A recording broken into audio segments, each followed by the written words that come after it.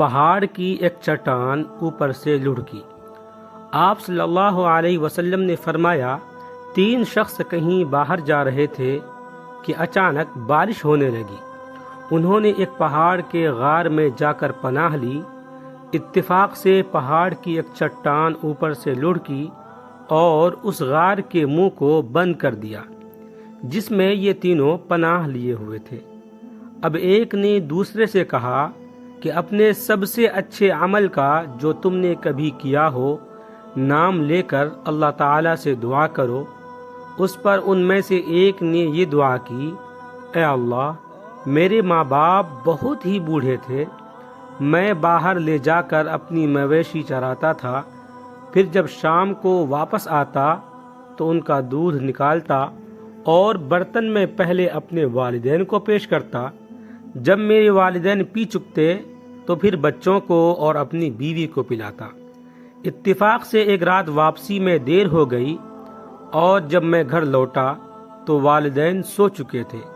اس نے کہا کہ پھر میں نے پسند نہیں کیا کہ انہیں جگاؤں، بچے میرے قدموں میں بھوکے پڑے رو رہے تھے، میں برابر دودھ کا پیالہ لیے والدین کے سامنے اسی طرح کھڑا رہا یہاں تک کہ صبح ہو گئی۔ اے اللہ، اگر تیرے نزدیک بھی میں نے یہ کام صرف تیری رضا حاصل کرنے کے لیے کیا تھا تو ہمارے لیے اس چٹان کو ہٹا کر اتنا راستہ تو بنا دے کہ ہم آسمان کو دیکھ سکیں۔ حضرت صلی اللہ علیہ وسلم نے فرمایا، چنانچہ وہ پتھر کچھ ہٹ گیا۔ دوسرے شخص نے دعا کی، اے اللہ، تو خوب جانتا ہے کہ مجھے اپنے چچا کی ایک لڑکی سے اتنی زیادہ محبت تھی جتنی ایک مرد کو کسی عورت سے ہو سکتی ہے۔ اس لڑکی نے کہا، تم مجھ سے اپنی خواہش اس وقت تک پوری نہیں کر سکتے جب تک مجھے 100 اشرفی نہ دے دو۔ میں نے ان کے حاصل کرنے کی کوشش کی اور آخر اتنی اشرفی جمع کر لی۔ پھر جب میں اس کی دونوں رانوں کے درمیان بیٹھا تو وہ بولی، اللہ سے ڈر اور مہر کو ناجائز طریقے پر نہ توڑ۔ اس پر میں کھڑا ہو گیا اور میں نے اسے چھوڑ دیا۔ اب اگر تیرے نزدیک بھی میں نے یہ عمل تیری ہی رضا کے لیے کیا تھا تو ہمارے لیے نکلنے کا راستہ بنا دے۔ حضرت صلی اللہ علیہ وسلم نے فرمایا، چنانچہ وہ پتھر 2/3 ہٹ گیا۔ تیسرے شخص نے دعا کی، اے اللہ، تو جانتا ہے کہ میں نے ایک مزدور سے 1 فرق جوار پر کام کرایا تھا، جب میں نے اس کی مزدوری اسے دے دی تو اس نے لینے سے انکار کر دیا۔